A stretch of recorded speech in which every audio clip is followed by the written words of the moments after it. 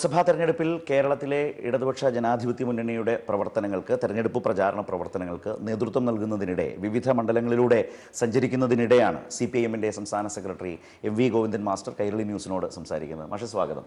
നമസ്കാരം. മാഷ് നമ്മൾ തമ്മിൽ സംസാരിക്കുന്ന ഈ ഒരു ഘട്ടത്തിലേക്ക് എത്തുന്നതിന് തൊട്ടു മുമ്പ് മാധ്യമപ്രവർത്തകരോടായി സംസാരിക്കുന്നത് കേട്ടോ. അതിലൊരു വാചകം യഥാർത്ഥത്തിൽ എൻ്റെ ഈ അഭിമുഖത്തിൻ്റെ എല്ലാ സ്ട്രക്ചറിനെയും പൊളിച്ചു. അതായത് EDയെ വിശ്വസിച്ച് കുത്തിയിരിക്കുന്ന ഒരു കൂട്ടം ആളുകളായി നിങ്ങൾ മാറുന്നു എന്ന നിലയിൽ മാഷ് വളരെ സരസമായും വളരെ രൂക്ഷമായും പറയുന്നത് കേൾക്കുകയുണ്ടായി രാവിലെ. അതെ, ED ചെയ്തുകൊണ്ടിരിക്കുന്ന പണി എന്താണെന്ന് ഇപ്പോൾ രാജ്യവ്യാപകമായിട്ട് എല്ലാവർക്കും അറിയാം. BJPയിലേക്ക് കയറി കഴിഞ്ഞാൽ പിന്നെ അയാളുടെ പേരിൽ കേസില്ല. ഇപ്പം നമ്മുടെ കൃത്യമായിട്ട് റെക്കോർഡ് പുറത്തു വന്നപ്പോൾ ഏറ്റവും വിചിത്രമായിട്ട് എനിക്ക് തോന്നിയത് മറ്റു മുതലാളിമാരിൽ നിന്ന്, കള്ളപ്പണക്കാരിൽ നിന്ന്, അതുപോലെ സാന്റിയാഗോ മാർട്ടിൽ നിന്നൊക്കെ വാങ്ങിയതൊക്കെ നമുക്ക് എല്ലാവർക്കും അറിയുന്നതായി. ലോകത്തൊരു രാജ്യത്തും നടക്കാത്ത ഒരു കാര്യം ഇവിടെ നടന്നിട്ടുണ്ട്. അതെന്താ പറഞ്ഞാൽ കോൺഗ്രസിൻ്റെ ഏറ്റവും പ്രമുഖയായ ഒരു നേതാവ്, അവരുടെ ഭർത്താവ് കോൺഗ്രസിൻ്റെ കുടുംബമാണ്.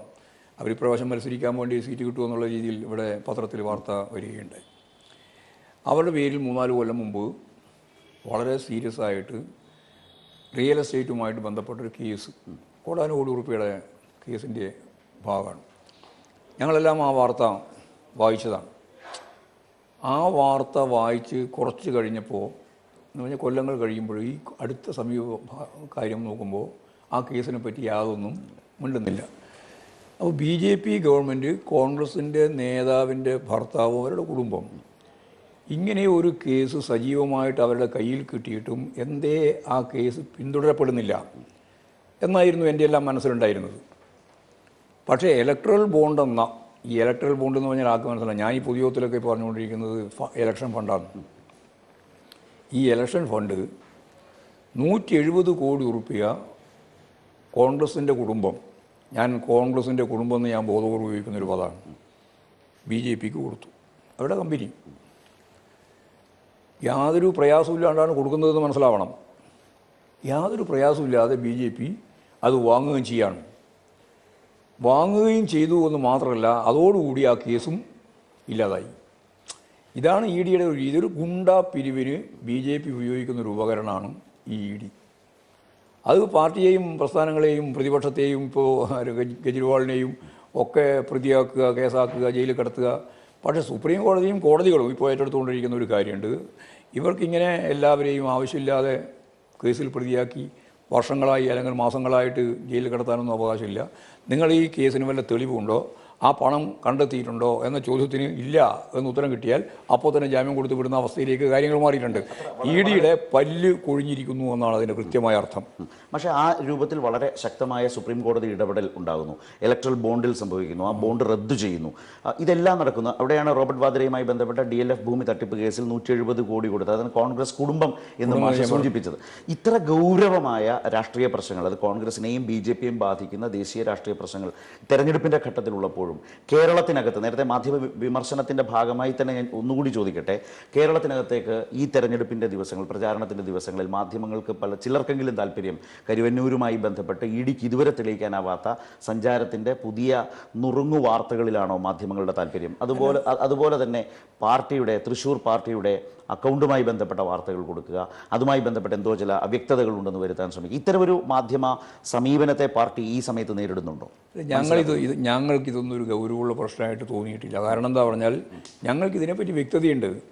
ED ഏതറ്റം വരെയാണ് പോവുക? കെജ്രിവാളിൻ്റെ അതിൻ്റെ അപ്പുറം കടക്കാനില്ലല്ലോ. ഇല്ല, അതുവരെയാണല്ലോ പോകാനാവുക, പരമാവധി പോകാനാവുന്നത്. കുറച്ച് കഴിയുമ്പോൾ സ്വാഭാവികമായിട്ടും ഇപ്പോൾ എടുത്തുകൊണ്ടിരിക്കുന്ന കോടതിയുടെ നിലപാട് കൃത്യമായിട്ട് അതിനാവശ്യമായ സമീപനം സ്വീകരിക്കപ്പെടുമെന്നുള്ള കാര്യത്തിൽ തർക്കമില്ല. ഇപ്പോൾ നമുക്കറിയാലോ, കിഫ്ബിയുടെ പ്രശ്നവുമായിട്ട് ബന്ധപ്പെട്ടുകൊണ്ട് ഐസക്കിനെതിരായിട്ട് എന്തൊക്കെയാണ് പറയുന്നത്. ഐസക്ക് അപ്പോൾ തന്നെ കോടതി പോയിട്ട് എന്തിനാണ് നിങ്ങൾ വിളിക്കുന്നത്, എന്താണ് നിങ്ങൾക്ക് ചോദിക്കാനുള്ളത് എന്നുള്ള കൂടി ഐസക്കിനെയും കൂടി ബോധ്യപ്പെടുത്തി ഒരുപാട് കാര്യങ്ങൾ കൈകാര്യം ചെയ്യാൻ ഇപ്പോൾ പറഞ്ഞിരിക്കുകയാണ്. എന്ന് പറഞ്ഞാൽ കോടതിയുടെ മുമ്പിൽ വരുമ്പോൾ, അതായത് ജുഡീഷ്യറിയുടെ മുമ്പിൽ അത് കൃത്യമായിട്ട് കൈകാര്യം ചെയ്യപ്പെടുന്ന സന്ദർഭം വന്നാൽ EDക്ക് യാതൊന്നും ചെയ്യാൻ സാധിക്കാത്ത നിലയിലേക്ക് കാര്യങ്ങൾ നീങ്ങുന്നത് എന്തുകൊണ്ടാണ്? ഒരു വസ്തുതയില്ലാതെ രാഷ്ട്രീയമായ താല്പര്യം കൊണ്ട് ഈ പിരിവും അതുപോലെ തന്നെ BJPയിലേക്ക് ആളെ ചേർത്ത് കൊടുക്കാനുള്ള പണി ഒഴിച്ച് ബാക്കി ഒന്നും ചെയ്യുന്നില്ല എന്ന് സുപ്രീം കോടതി തന്നെ പറഞ്ഞല്ലോ. പക്ഷേ ആ ബാങ്കിൻ്റെ പേരുപയോഗിച്ചിട്ട്, കരുവന്നൂറിൻ്റെ ബാങ്കിൻ്റെ പേരുപയോഗിച്ചുകൊണ്ട് CPM-നെ തകർക്കാൻ എന്തെങ്കിലും വഴിയുണ്ടോ എന്നാണ് നോക്കുന്നത്. ഒരു വഴി ഇതുവരെ കിട്ടിയില്ല.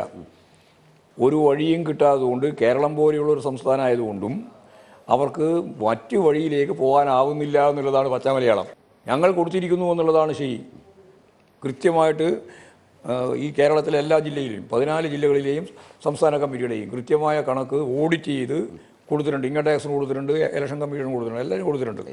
പക്ഷേ ഏതായാലും നേരിട്ട് നമുക്ക് തെരഞ്ഞെടുപ്പ് വിഷയത്തിലേക്ക് വന്നാൽ, ഈ തെരഞ്ഞെടുപ്പിൻ്റെ അജണ്ട സെറ്റ് ചെയ്യാൻ കേരളത്തിൽ ഇടതുപക്ഷത്തിനായിട്ടുണ്ടോ? കോൺഗ്രസിൻ്റെ നില എന്താണ്? കോൺഗ്രസിനൊരു നിലപാടില്ല. ഒരു കൃത്യമായ ആശയം കൈകാര്യം ചെയ്യാൻ അവർക്കാവുന്നില്ല. ദിശാബോധമില്ല. കോൺഗ്രസിൻ്റെ കേന്ദ്ര വക്താവ് രാജിവെച്ചല്ലോ. രാജിവെച്ചപ്പോൾ പറഞ്ഞത് കോൺഗ്രസിന് ദിശാബോധമില്ല എന്നാണ്. അത് വളരെ ശരിയാണ്. പിന്നെ അതിന് കൃത്യമായൊരു നേതൃത്വമില്ല. ഇത് രണ്ടും അഭിമുഖീകരിക്കുന്ന ഗുരുതരമായ പ്രതിസന്ധിയാണ് കോൺഗ്രസ് യഥാർത്ഥത്തിൽ ഇപ്പോൾ ജനങ്ങളുടെ മുമ്പിൽ കൃത്യമായിട്ട് കാണാൻ സാധിക്കത്തക്ക രീതിയിലുള്ള അവസ്ഥയിലെത്തിയത്. കോൺഗ്രസിൻ്റെ ലീഡർഷിപ്പ് ഇല്ല എന്ന് ഞാൻ പറയുന്നത് എന്തുകൊണ്ടാണ്?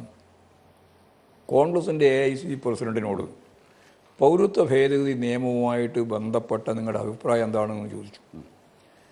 എല്ലാവരുടെയും അഭിപ്രായം എന്താണെന്നുള്ളത് പകൽ വെളിച്ചം പോലെ വ്യക്തമാണ്. എല്ലാവരും പറഞ്ഞിട്ടുണ്ട്. മുഖ്യമന്ത്രി പറഞ്ഞിട്ടുണ്ട്, പാർട്ടി പറഞ്ഞിട്ടുണ്ട്, എല്ലാവരും പറഞ്ഞിട്ടുണ്ട്. അപ്പോൾ അദ്ദേഹം പറഞ്ഞത് അത് ഇന്ന് രാത്രി കഴിഞ്ഞ് നാളെ രാവിലെ ഞാൻ പറയാമെന്നാണ്. എത്രയോ ദിനരാത്രികൾ കഴിഞ്ഞു, ഇന്നേ വരെ പറഞ്ഞിട്ടില്ല. അതിന് ശേഷമാണ് ഇപ്പോൾ പ്രകടന പത്രിക വന്നത്. പ്രകടന പത്രികയിൽ പണ്ടേ പറഞ്ഞുകൊണ്ടിരിക്കുന്ന കുറേ കാര്യങ്ങൾ ആവർത്തിച്ചിട്ടുണ്ട്, ചില പുതിയ കാര്യങ്ങൾ വന്നിട്ടുണ്ട്. എനിക്കതിലൊന്നും പ്രശ്നമില്ല. പക്ഷേ ഈ കേരളം ഉൾപ്പെടെ ഇന്ത്യയിൽ കത്തി നിൽക്കുന്ന ഏറ്റവും പ്രധാനപ്പെട്ട പ്രശ്നങ്ങൾ എന്താ? ഒന്ന്, ഈ രാജ്യത്തെ, ഇന്ത്യയെ മതരാഷ്ട്രമാക്കി മാറ്റുന്നു എന്നുള്ള പ്രശ്നമാണ് പൗരത്വ ഭേദഗതി നിയമം കൈകാര്യം ചെയ്യുന്നത്. അതിൻ്റെ ഉള്ളിൽ പിന്നെ അവിടെ അഫ്ഗാനിൽ നിന്ന് വരുമോ പാകിസ്ഥാൻ വരുന്നുള്ളതല്ല, ഒരു മതരാഷ്ട്രമായി ഇന്ത്യയെ മാറ്റുക. അത് മതനിരപേക്ഷ ഉള്ളടക്കമുള്ള ഇന്ത്യൻ ജനതയെ സംബന്ധിച്ച്, മുസ്ലിങ്ങൾ മാത്രമല്ല എല്ലാ ജനങ്ങളെ സംബന്ധിച്ചും വളരെ ഗൗരവമുള്ള പ്രശ്നമാണ്. അപ്പോൾ അത് പ്രകടന പത്രികയിൽ വരുന്നില്ല എന്ന് പറഞ്ഞാൽ ഇതിനർത്ഥം എന്താ? അതിൽ ഞങ്ങൾക്ക് വ്യക്തമായ നിലപാടുണ്ട്. നിലപാടില്ല എന്നല്ല, വ്യക്തമായ അത് സംശയം ഉണ്ടാവണ്ട. വ്യക്തമായ നിലപാടുണ്ട്. അതെന്താ? നിലപാടില്ല എന്നല്ല, ഇല്ല എന്നല്ല, അതിന് വ്യക്തമായ നിലപാടുണ്ട്. ആ നിലപാട് BJPയുടെ ഹിന്ദുത്വ നിലപാടിൻ്റെ താഴെ മൃദു ഹിന്ദുത്വ നിലപാട് വെച്ചുകൊണ്ടാണ് എന്നതാണ് അതിൻ്റെ കൃത്യമായ അർത്ഥം. അതുകൊണ്ടാണോ KC വേണുഗോപാൽ ഇതേക്കുറിച്ച് മലയാള മാധ്യമ പ്രവർത്തകർ ദില്ലിയിൽ ചോദിച്ചപ്പോൾ പറഞ്ഞത്, നിങ്ങൾ ആഗ്രഹിക്കുന്നത് പറയാൻ ഞങ്ങളില്ല? ഇതേക്കുറിച്ചാണ് ചോദിച്ചത്. എന്തുകൊണ്ടാണ് പറയാൻ പറ്റില്ല? നിങ്ങൾ ആഗ്രഹിക്കുന്നത് നിങ്ങൾ മൃദു ഹിന്ദുത്വ നിലപാട് സ്വീകരിക്കുന്നു എന്നാണല്ലോ മാധ്യമങ്ങൾ സ്വാഭാവികമായിട്ടും ആലോചിക്കുക. അത് പറയാൻ ഞാനില്ല എന്ന് പറഞ്ഞാൽ അത് പറയാൻ സാധിക്കില്ല എന്നാണ്. കൊടി ഉപയോഗിച്ചത് പ്രശ്നം പോലെ തന്നെയാണ്. ഇപ്പോൾ കോൺഗ്രസിൻ്റെ കൊടി ഉപയോഗിക്കുമ്പോൾ ലീഗിൻ്റെ കൊടി ഉപയോഗിക്കണം. ലീഗിൻ്റെ കൊടി കഴിഞ്ഞ പ്രാവശ്യം ഉപയോഗിച്ചപ്പോൾ അത് പാകിസ്ഥാൻ കൊടിയാണ് എന്ന് വ്യാപകമായ പ്രചരണം ഉത്തരേന്ത്യയിൽ മുഴുവൻ നടത്തി. അതിൻ്റെ ഭയത്തു നിന്നാണ് ഇപ്രാവശ്യം കോൺഗ്രസിൻ്റെയും കൊടി വേണ്ട, ലീഗിൻ്റെയും കൊടി വേണ്ട എന്ന് വെച്ചത്. ഇന്ത്യയിലെ ഏറ്റവും പ്രധാനപ്പെട്ട ഒരു പാർട്ടിയുടെ ഏറ്റവും പ്രമുഖനായ നേതാക്കൾ 2 പേർ മത്സരിക്കുന്ന, ഒന്ന് മാനന്തവാടിയിൽ, മറ്റൊന്ന് ആലപ്പുഴയിൽ, 2 സ്ഥലത്തും കോൺഗ്രസിൻ്റെ കൊടി ഉപയോഗിക്കേണ്ട എന്ന് തീരുമാനിക്കുന്ന ഗതികേട് ലോകത്തേതെങ്കിലും പാർട്ടികൾക്ക് ഉണ്ടായിട്ടുണ്ടോ എന്ന് പറയാൻ സാധിക്കില്ല. പാർലമെൻ്ററി വ്യവസ്ഥയിൽ സാധാരണ ഉണ്ടാവാൻ ഇടയില്ലാത്തതാണ്. അത് ആ രാഷ്ട്രീയത്തെ, കോൺഗ്രസ് അതിൻ്റെ തന്നെ രാഷ്ട്രീയത്തെ ഇല്ലായ്മ ചെയ്യുന്നു എന്ന വിമർശനം ഒന്ന്. മുസ്ലിം ലീഗ് എന്ന പാർട്ടി അതിൻ്റെ ചരിത്രത്തിൽ നേരിട്ടിട്ടുള്ള ഏറ്റവും വലിയ രാഷ്ട്രീയ അപമാനത്തിൻ്റെ കാലത്തിലൂടെ കടന്നു പോവുകയാണോ?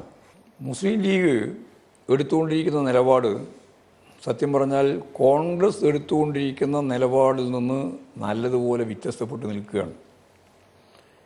ഇപ്പോൾ BJPയുമായിട്ട് ഇവർ ചേരുന്നത്, പ്രാദേശിക തലത്തിൽ ചേരുന്നതിൻ്റെ പ്രശ്നം വന്നു. പൈവളിക എന്ന് പറയുന്ന കാസർഗോഡ് ജില്ലയിലെ ഞങ്ങളുടെ ജാഥ അവിടെ നിന്നാണ് കഴിഞ്ഞ വർഷം തുടങ്ങിയത്. പൈവളിയിൽ പഞ്ചായത്ത് തിരഞ്ഞെടുപ്പുമായിട്ട് ബന്ധപ്പെട്ട് അവിടെ ഭൂരിപക്ഷമുള്ള മുന്നണിയെ താഴെ ഇറക്കാൻ അവിശ്വാസ പ്രമേയം കൊണ്ടുപോയി. ആ അവിശ്വാസ പ്രമേയം BJPയാണ് കൊണ്ടുവരുന്നത്. ആ BJP കൊണ്ടുവന്ന അവിശ്വാസ പ്രമേയത്തിന് കോൺഗ്രസ് വോട്ട് ചെയ്തു. എന്നാൽ UDFൻ്റെ തന്നെ ഭാഗമായിട്ടുള്ള ലീഗ് വോട്ട് ചെയ്തില്ല. ഇത് വോട്ടല്ല പ്രശ്നം. സംഘപരിവാറിനോട് BJPയോട് കോൺഗ്രസ് എടുക്കുന്ന നിലപാടും ആ നിലപാടിനോട് വിയോജിച്ച് ലീഗ് എടുക്കുന്ന നിലപാടും രണ്ടും രണ്ടാണെന്നുള്ള കാര്യമാണ്. ഇതേപോലെ തന്നെയുള്ള നിലപാടാണ് ഇപ്പോഴും CAA-യുമായിട്ട് ബന്ധപ്പെട്ട് വന്നത്. പൗരത്വ ഭേദഗതി നിയമത്തോട് കേരളത്തിലെ മുസ്ലിം ലീഗ് എടുത്ത നിലപാട് ആദ്യം മുതൽ അതിനെ എതിർത്തുകൊണ്ടാണ്. എന്നാൽ കോൺഗ്രസിൻ്റെ പ്രകടനം, കോൺഗ്രസ് കൂടി അത് എതിർത്തുകൊണ്ടിരിക്കുന്നു എന്നാണ് ഇവിടെ പറഞ്ഞുകൊണ്ടിരുന്നത്. എന്നാൽ ഇപ്പോൾ കോൺഗ്രസിൻ്റെ പ്രകടന പത്രികയിൽ ഈ CAA പ്രശ്നം ഉന്നയിക്കുന്നില്ല, മുന്നോട്ടേക്ക് വെക്കുന്നില്ല. അങ്ങനെ മുന്നോട്ടേക്ക് വെക്കാതിരിക്കുമ്പോൾ ഒരു സംശയവും വേണ്ട, ലീഗ് അണികൾ, ലീഗിൻ്റെ നേതൃത്വം എന്താണെന്ന് ഞാനിപ്പോൾ പറയേണ്ട കാര്യമില്ല, ലീഗ് അണികളിൽ അതിശക്തിയായിട്ടുള്ള വിയോജിപ്പ് രൂപപ്പെട്ട് വരും. അപ്പോൾ UDF-ൻ്റെ അകത്ത് തന്നെയുള്ള UDF-ൻ്റെ അകത്ത് തന്നെ പ്രശ്നം എന്ന് പറഞ്ഞാൽ മുന്നണികൾ മാത്രമല്ല, അവർ തന്നെ കോൺഗ്രസിൻ്റെ തന്നെ പ്രശ്നം വളരെ പുറത്തേക്ക് വരില്ല. ഇപ്പോൾ ഇന്ന് സുധാകരൻ്റെ സ്റ്റേറ്റ്മെൻറ്റ് വന്നിട്ട് ഈ SDPI ഉൾപ്പെടെയുള്ളവരുടെ വോട്ട് വേണ്ടെന്ന് പറയുന്ന നില സ്വീകരിക്കുന്ന പ്രശ്നമില്ല. മുരളീധരൻ പറഞ്ഞിട്ടുണ്ട്, പ്രേമേന്ദ്രൻ പറഞ്ഞിട്ടുണ്ട്, ഇവരെല്ലാം പറഞ്ഞിട്ടുണ്ട്. പക്ഷേ അത് പറയുമ്പോഴും എത്ര എന്ന് പറഞ്ഞാൽ എത്ര ലളിതമായ രീതിയിലാണിത് പ്രതിപക്ഷ നേതാവ് പറഞ്ഞിട്ടുള്ളത്. ആർക്കും പരിക്ക് പറ്റാത്ത രീതിയിൽ വേണം എന്നും വേണ്ടെന്നും മനസ്സിലാക്കത്തക്ക രീതിയിലാണ്. വേണ്ടണം എന്നുള്ള നിലപാടാണ്, ഉറച്ച നിലപാടില്ല. കോൺഗ്രസ് അഭിമുഖീകരിക്കുന്ന ഏറ്റവും പ്രധാനപ്പെട്ട പ്രശ്നം അതാണ്. പക്ഷേ ഇതിനിടയിൽ കോൺഗ്രസ് പറയുന്നൊരു കാര്യമുണ്ട്, അതായത് BJP-യേക്കാൾ കൂടുതൽ കോൺഗ്രസ് ദുർബലപ്പെടുന്നതിൽ സന്തോഷിക്കുന്ന പാർട്ടിയാണ് CPM. തെരഞ്ഞെടുപ്പ് കാലത്തെ അവരുടെ ഒരു വാദം രണ്ടാമത്തത് അതായത് BJP പറയും നിങ്ങൾ 4 സീറ്റിന് വേണ്ടി മത്സരിക്കുന്നു, അവർ 40 സീറ്റിന് വേണ്ടി മത്സരിക്കുന്നു, ഞങ്ങൾ 400 സീറ്റും നേടാൻ വേണ്ടി ഉറപ്പിച്ച് മത്സരിക്കുന്നു എന്ന് BJP പറയുമ്പോൾ ഏതാണ്ട് അതിനോട് ഒപ്പിച്ചാണ് കോൺഗ്രസ് പറയുന്നത് ദേശീയ പാർട്ടി പദവി നിലനിർത്താൻ വേണ്ടിയുള്ള ഒരു മത്സരം മാത്രമാണ് കേരളത്തിൽ ഇപ്പോൾ CPIM നടത്തിക്കൊണ്ടിരിക്കുന്നത്. ഈ നിലയിലാണ് ഒരു നറേറ്റീവ് പ്രചരണം. ദേശീയ പാർട്ടിയാണോ ദേശീയ പാർട്ടി അല്ലോ എന്നുള്ളൊരു പ്രശ്നമില്ല. ഇന്ത്യൻ രാഷ്ട്രീയത്തിൽ 1920 കമ്മ്യൂണിസ്റ്റ് പാർട്ടി രൂപം കൊണ്ട ആ കൊല്ലം മുതൽ 1921 കോൺഗ്രസിൻ്റെ അഹമ്മദാബാദ് സമ്മേളനത്തിൽ കമ്മ്യൂണിസ്റ്റ് പാർട്ടിയുടെ ആദ്യത്തെ രേഖ വരുന്നത്. ആ രേഖ പൂർണ്ണ സ്വരാജ് എന്ന രേഖയാണ്. അപ്പോൾ പൂർണ്ണ സ്വരാജ് എന്ന മുദ്രാവാക്യം പിന്നീട് കോൺഗ്രസ് അംഗീകരിച്ചത് 10 കൊല്ലം കഴിഞ്ഞതിന് ശേഷം. കമ്മ്യൂണിസ്റ്റുകാരാണ് ആദ്യമായിട്ട് അവതരിപ്പിച്ചത്. അത് അന്ന് തള്ളിക്കളഞ്ഞു. അതിനുശേഷം 10 കൊല്ലം കഴിഞ്ഞതിന് ശേഷമാണ് അവർക്ക് കോൺഗ്രസ്സിന് പൂർണ്ണ സ്വരാജ് എന്ന മുദ്രാവാക്യം അംഗീകരിക്കാൻ കഴിഞ്ഞത്. അതുമുതൽ ഇടതുപക്ഷത്തിന്, ലെഫ്റ്റിന് ഇന്ത്യൻ രാഷ്ട്രീയത്തിൽ ഒരു പ്രധാനപ്പെട്ട റോളുണ്ട്, ഒരു ഇടമുണ്ട്. ആ ഇടം ഇപ്പോഴും അവസാനിച്ചിട്ടില്ല. അതിപ്പോൾ ഞാൻ നേരത്തെ പറഞ്ഞ ഇലക്ഷൻ ഫണ്ട് കാര്യത്തിലായാലും പാർട്ടി എടുത്ത നിലപാടുണ്ട്, ഇടതുപക്ഷം എടുത്ത നിലപാടുണ്ട്. അത് ഇന്ത്യയുടെ മുമ്പിൽ നിൽക്കുകയാണ്. ഞങ്ങളിപ്പോഴും കോൺഗ്രസിനെ ദുർബലപ്പെടുത്താനല്ല ഉദ്ദേശിക്കുന്നത്. കോൺഗ്രസിനെ ദുർബലപ്പെടുത്തണമെന്നുള്ള തീരുമാനമെടുത്ത പാർട്ടിയാണ് CPM. ഞങ്ങൾക്ക് അഭിപ്രായമൊന്നുമില്ല. ഇന്ത്യയിലെ കുത്തക മുതലാളിത്തത്തിൻ്റെയും ഭൂപ്രഭുത്വത്തിൻ്റെയും സാമ്രാജ്യത്തിൻ്റെയും താല്പര്യം സംരക്ഷിക്കുന്ന ഭരണകൂട വ്യവസ്ഥയിലെ അതിൻ്റെ റൂളിംഗ് പാർട്ടിയായിട്ട് നിൽക്കുമ്പോൾ കോൺഗ്രസിനെ തോൽപ്പിക്കണം, കോൺഗ്രസ് ഇല്ലാതൊരു ഇന്ത്യ ഉണ്ടാക്കണം തന്നെ ഞങ്ങൾ ആഗ്രഹിച്ചതാണ്. അതിൻ്റെ തുടർച്ചയായിട്ട് BJP വന്നു. BJP ഇതേ നിലപാട് പ്രകോപനപരമായി നടപ്പിലാക്കിക്കൊണ്ടിരിക്കുകയാണ്. അപ്പോൾ ഇന്നത്തെ പരിസ്ഥിതിയിൽ സാധാരണ സാമ്പത്തിക നിലപാട് മാത്രമല്ല, ഒരു ഫാസിസത്തിലേക്കാണ് യാത്ര. ഈ ഫാസിസം ഒരു ദിവസം ഇങ്ങനെ പൊട്ടി മുളക്കുന്നതല്ല. 1925 ഹിന്ദുത്വ അജണ്ട പ്രഖ്യാപിക്കുന്ന RSSൻ്റെ ഘട്ടം മുതൽ ഇന്ത്യൻ ഫാസിസത്തിൻ്റെ കൃത്യമായ അടയാളപ്പെടുത്തലുണ്ടായിട്ടുണ്ട്. 100-ാം വർഷത്തിലേക്ക് എത്തുകയാണ്. 100-ാം വർഷത്തിലാണ്.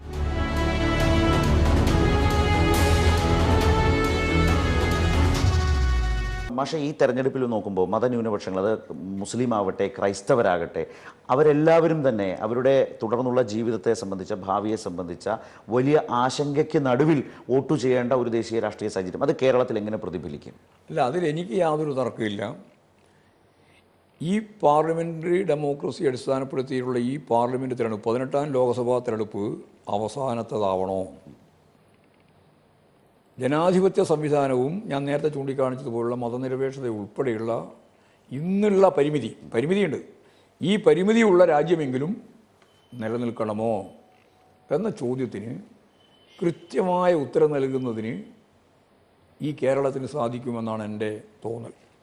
1000 ആണ്ടുകളായിട്ട് മുന്നോട്ടേക്ക് വന്നിട്ടുള്ള ഒരു സാമൂഹ്യ വികാസ ഘട്ടങ്ങളിലൂടെ വികസനം പ്രാപിച്ച് മുന്നോട്ടേക്ക് വന്നിട്ടുള്ളൊരു ജനതയാണ് ലോകത്തിപ്പോഴുള്ളത്. ആ ലോകം ഇന്നത്തെ രീതിയിൽ സൂക്ഷ്മമായി പരിശോധിച്ച് നോക്കിയാൽ അതിങ്ങനെയാണ് പറയാൻ പറ്റുക. തീവ്ര വലതുപക്ഷ ശക്തികൾക്ക് മുൻകൈയുള്ളൊരു ലോക പശ്ചാത്തലമാണ്. അതായിരുന്നില്ല മുമ്പ് സോവിയറ്റ് റഷ്യ ഉൾപ്പെടെ നിലനിൽക്കുമ്പോൾ. ഇന്നതാണ്.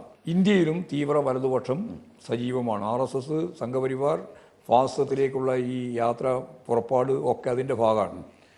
ഇതിനെയൊക്കെ പ്രതിരോധിച്ചുകൊണ്ട് ജനപക്ഷത്ത് നിന്നുകൊണ്ട് പ്രവർത്തിക്കാൻ ഞാൻ നേരത്തെ പറഞ്ഞ പോലെ ഇന്ത്യയിലൊരു സ്പേസ് ഉണ്ട് ഇടതുപക്ഷത്തിന്.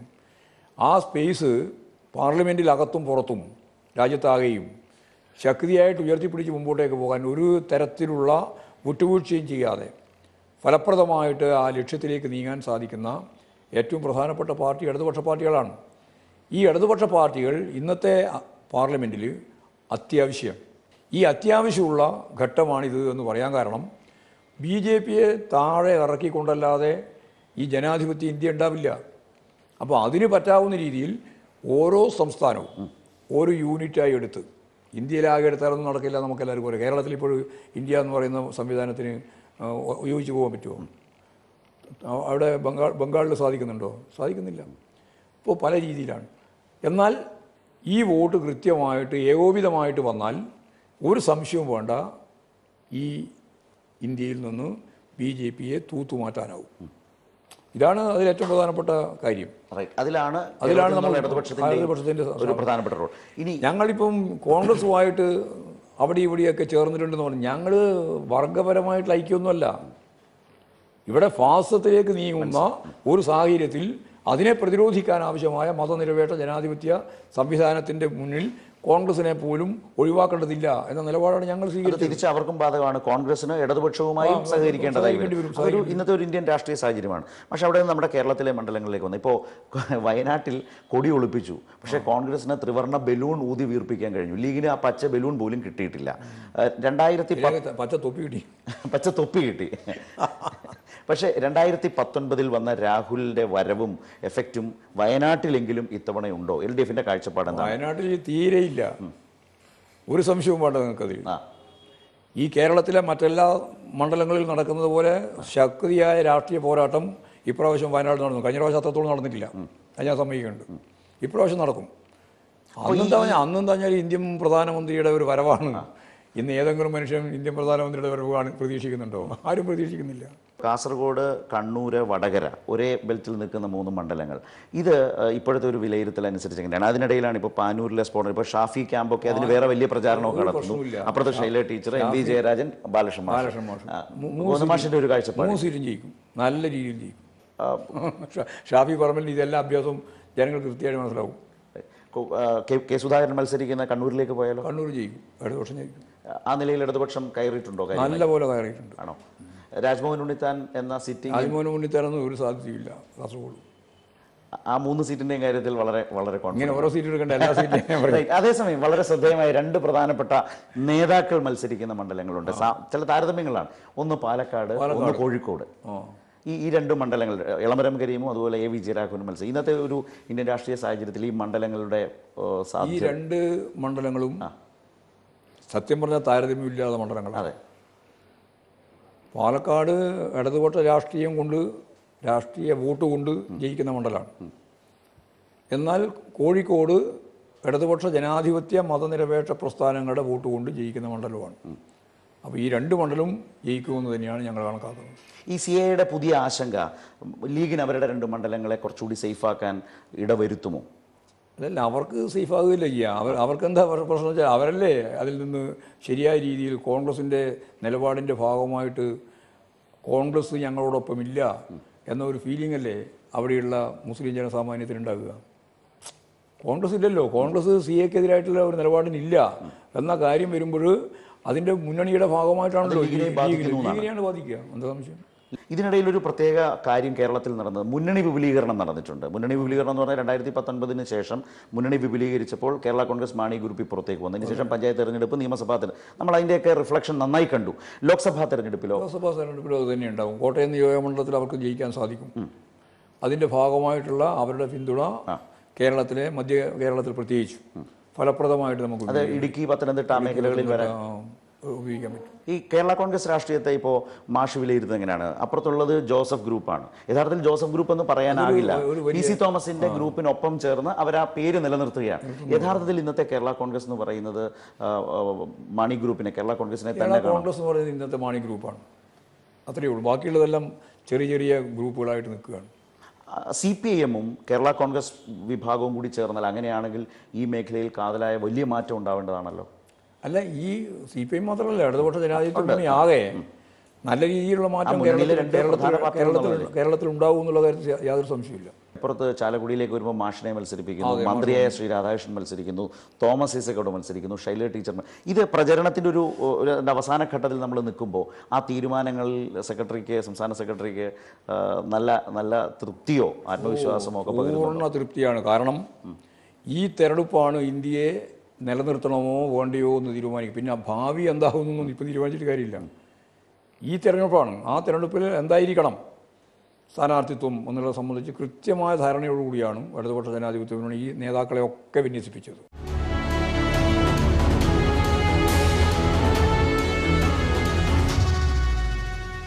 2004 എന്ന് പറഞ്ഞൊരു വർഷം കൂടി ഉണ്ടല്ലോ. LDF-ന് ഏറ്റവും വലിയ വിജയം നേടിയ 2000. അപ്പോൾ 2004 2019 കേരളത്തിൽ സംഭവിക്കുക എന്നൊരു ആകാംക്ഷ ജനങ്ങൾക്കുണ്ടെങ്കിൽ മറുപടി? ഒരു ആകാംക്ഷയും വേണ്ട. ചരിത്രം അതേപോലെ തന്നെ ആവർത്തിക്കില്ല എന്നുള്ളതാണ് എൻ്റെ പ്രത്യശാസ്ത്രത്തിൻ്റെ ഉള്ളടക്കം. ചരിത്രം അതേപോലെ ആവർത്തിക്കില്ല. അപ്പം 2024 ഇല്ല, 2019 ഇല്ല, 2024 ഒരു പുതിയ ചരിത്രം എന്ന് പറഞ്ഞാൽ നമുക്ക് ആകെയുള്ളത് 20 സീറ്റാണ്. ആ 20 സീറ്റിലും നമ്മൾ ജയിക്കാൻ പോവാണ്. അങ്ങനെ ഒരു വലിയ ആത്മവിശ്വാസത്തിൽ നമ്മൾ. എൻ്റെ ആദ്യത്തെ ചോദ്യത്തിൽ അങ്ങനെയാണെങ്കിൽ ഇടതുമുന്നണി ഈ തെരഞ്ഞെടുപ്പിൽ ജനങ്ങളുടെ മുമ്പിൽ വെക്കുന്ന വിഷയങ്ങൾ, ഈ തെരഞ്ഞെടുപ്പിൻ്റെ അജണ്ടയെ നിശ്ചയിക്കാൻ ഇടതുമുന്നണിക്ക് കഴിഞ്ഞിട്ടുണ്ടാവണം. തീർച്ചയായിട്ടും കഴിഞ്ഞിട്ടുണ്ടല്ലോ. ഇപ്പോഴ് ആരാ ഇവിടെ അജണ്ട? അവർക്ക് എന്താ അജണ്ടയുള്ളത്? UDF-നും BJP-ക്കും കേരളത്തെ സംബന്ധിച്ചിടത്തോളം ഈ തെരഞ്ഞെടുപ്പിൽ മത്സരിക്കുമ്പോൾ അവർക്ക് എന്താ അജണ്ടയുള്ളത്? അവർക്കൊരു അജണ്ടയില്ല. ഞങ്ങൾ തന്നെയാണ് അജണ്ട ഫ്രെയിം ചെയ്തത്. കാരണം ഒന്നാമത്തെ അജണ്ട ഇന്ത്യയെ നിലനിർത്തുക എന്നുള്ളതാണ്. ജനാധിപത്യ മതനിരപേക്ഷ രാഷ്ട്രം എന്ന രീതിയിൽ ഇന്ത്യയെ നിലനിർത്തണം. അതിനോടൊപ്പം ഇന്ത്യൻ ജനതയെ ജീവിതവുമായിട്ട് ബന്ധപ്പെട്ട സമസ്ത മേഖലയിലും മുന്നോട്ടേക്ക് നയിക്കാനാവണം. അത് ഓരോന്നോരോന്നൊന്നും വിശദീകരിക്കേണ്ട കാര്യമില്ല, ആവണം. പിന്നെ കരിനിയമങ്ങൾ ഓരോന്നോരോന്നായിട്ട് CPIM-ൻ്റെ പ്രകടന പത്രികയിൽ തന്നെ ചൂണ്ടിക്കാണിച്ചിട്ടുണ്ട്. ഒക്കെ ഓരോന്നിനെയും ഇല്ലായ്മ ചെയ്യണം. കോൺഗ്രസിലെ ചില നേതാക്കളെങ്കിലും കരുതുന്നത് ഈ സർക്കാരിനോടുള്ള, കേരളത്തിലെ സർക്കാരിനോടുള്ള വിരുദ്ധ വികാരം അവർക്ക് തുണയാകും എന്ന് വിശ്വസിക്കുന്ന കോൺഗ്രസ് ചില നേതാക്കളെങ്കിലും ഉണ്ട്. മാഷിന്റെ അഭിപ്രായം? അത് ഈ മറിയേനെ കൊണ്ട് മറ്റേ പിച്ചപ്പാത്രം എടുത്ത് എനിക്ക് ജീവിക്കാനാവുന്നില്ല എന്ന് പറഞ്ഞിട്ട് പെൻഷൻ ഇഷ്യൂ വന്ന് പോയല്ലോ.